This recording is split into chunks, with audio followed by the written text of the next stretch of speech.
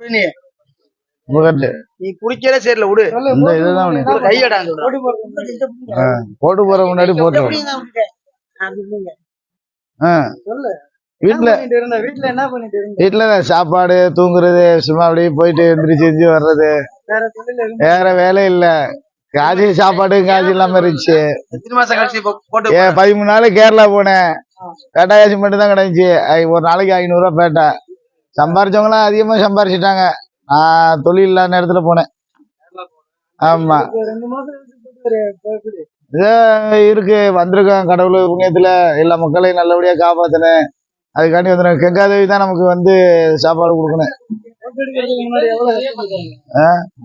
ஓட்டு எடுக்காம இந்த 2 மாசம் தொழில் போகாம எவ்வளவு கஷ்டப்பட்டீங்க? ரொம்ப கஷ்டம். செலவுக்கெல்லாம் ரொம்ப கஷ்டம். காசு இல்லாம சில பேர் நகையை வச்சாங்க. நாங்கெல்லாம் வட்டிக்கு வாங்கி செலவழிச்சிருக்கோம். ஆமா அவ்வளவுதான். ஓனர் அப்பப்ப காசு கொடுத்து விட்டாரு. நல்லா இருக்கு என்ன மனுஷன் தான் வந்திருக்கேன். அந்த தொழில் தான் எங்களுக்கு வந்து வாழ்வாதாரம் வந்து நல்ல தொழில் வரணும். மீனவர்களுடைய வாழ்வாதாரமே கடல் தானே. நன்றி தமிழகமே. மீனவர்கள் எல்லாம் நல்லா இருக்கணும்னு சொல்லுங்க.